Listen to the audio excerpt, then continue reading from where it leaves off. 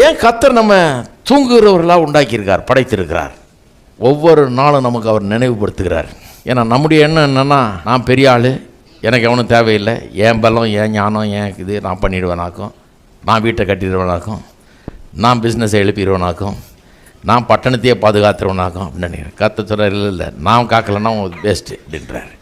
அதை காட்டுறதுக்கு தான் நம்மளை தூங்குறவர்களாக உண்டு பண்ணியிருக்கிறார். எதுக்கு தூங்கணுன்னா, நீங்கள் தூங்குகிற நேரம் இருக்குது பாருங்கள், அங்கே தான் நீங்கள் உதவியற்றவர்களாக இருக்கிறீங்க. தூங்கும்போது எத்தனை பேரை கொலை பண்ணியிருக்கிறாங்க. ஒரு ஆள் பெரிய வீராதி வீரனாக இருந்தால் கூட தூங்கும்போது சாத்திடலாம், ஒரு கள்ளத்துக்கு தலையில் கூட முடிஞ்சு போச்சு இல்லையா. தூங்கும்போது அவன் கண்ணை மூடி தூங்கிட்டான்னா என்ன வேணா பண்ணலாம், அவனை கழுத்து அறுத்துடலாம், என்ன வேணா பண்ணலாம். யூஆர் ஹெல்ப்லெஸ், அன்கான்ஷியஸ், நினைவில்லாதவர்களாக இருக்கிறீங்க. என்ன நடக்குன்னு தெரியாது, அக்கம் பக்கத்தில் என்ன நடக்குன்னு தெரியாது, தூங்கிட்டு இருக்கிறீங்க. கண்ணு குருடு மாதிரி இருக்கிறீங்க, கண்ணை மூடிட்டீங்க, பார்வையற்றவனை போல இருக்கிறீங்க, பலவீனமான ஒரு சிறு குழந்தையை போல ஆயிடுறீங்க. முடியாது. தூங்குற நேரம் ரொம்ப முக்கியம் பாருங்க. தூங்கும்போது கர்த்தர் அந்த தூக்கத்தின் மூலமாக காமிக்கிறாரு. என்ன காமிக்கிறாரு?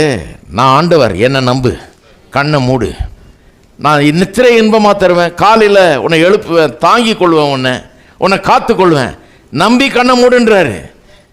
என்ன தீங்கு நேரிடுமோ பயப்படாத, என்ன நம்பு.